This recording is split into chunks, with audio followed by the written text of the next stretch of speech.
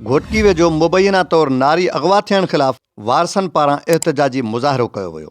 A section Ghotki थाणे अॻियां बशीर अहमद खोसो, मोहम्मद हुसैन खोसो, आबिद अली ऐं माई नज़ीरा एहतजाजी मुज़ाहिरो कंदे इल्ज़ाम हणंदे चयो त हिकु हफ़्तो अॻु जवाबदार सद्दाम खोसो, महताब खोसो ऐं असद खोसो नारी शाज़िया खोसो खे अगवा करे विया आहिनि।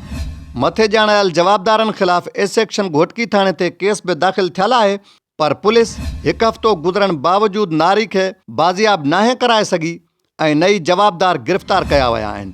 छोकिरी अगवा करे वियो आहे रकीपुर सद्दाम, मंसूर, सौट ॿिया छोकिरी अगवा करे खणी आहिनि मुंहिंजी भणेजी, मूंखे धक हणी आहिनि, मुंहिंजी भणेजी धक अथनि। हे बच्चा नंढा मुंहिंजा आहिनि, रोट सटे आहिनि, 2 लख रोक 2 तोला सोन नेणी जी लाज खे उहो खणी आहिनि। मतिलबु ज़ुल्म पुलिस में तदारु करे कोन, टियों ॾींहुं ठल आहे असां ॾे मां डुकाइनि था। छो ग़रीब इंसाफ़ न आहे? ख़ुदा जे नाले ते ईंदा कोन, मरणो बि आहे सूबेदार खे, पुलिस खे आहे, जेको अमीर खे मरणो बि आहे। जो मिसकिन जो तादुर न आहे, छो भला मां मिसकिन आहियां, माज़ूर आहे, हे धकाणी आहे, बसि ज़ुल्म करे आहिनि बसि आहे। हे हालत पुलिस मां को मदद नथो करे। सद्दाम, मंसूर, मुमताज़, खोसनज़ाद जा गोट भंडकी वेठा आहिनि।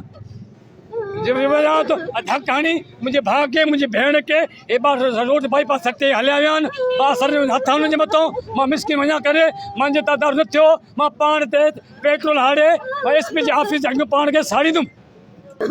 अदा मुंहिंजी धीउ आहे, मां सां ज़ोरी ज़ुल्म करे विड़ी, मुंहिंजे भाइनि खे, मुंहिंजे पुट खे सां नाक नाज़ुम करे ज़ोरी तोरी धीउ मुंहिंजी खणी आहिनि।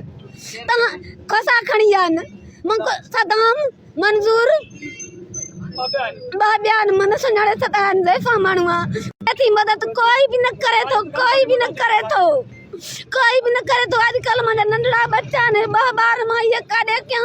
मूंखे इहा ज़रूरत आहे त हिननि जी माउ मूंखे वापसी मोटाए ॾिन। मुंहिंजी धीउ आहे, हिकिड़ी आहे, अलाह जे नाले ते पुलिस खे चओ त मुंहिंजी का मदद करे। एहतजाज कंदड़नि SSP घोटकी DIG सखर खां मुतालबो कंदे चयो त अगवा थियल नारी बाज़ियाब कराए ॾिनी वञे, ॿी सूरत में मुतासिरीन पारां पाण खे बाहि ॾेई साड़ण जो चिताव ॾिनो आहे। पीर राहिब, क़ौमी हक़ीक़त, घोटकी।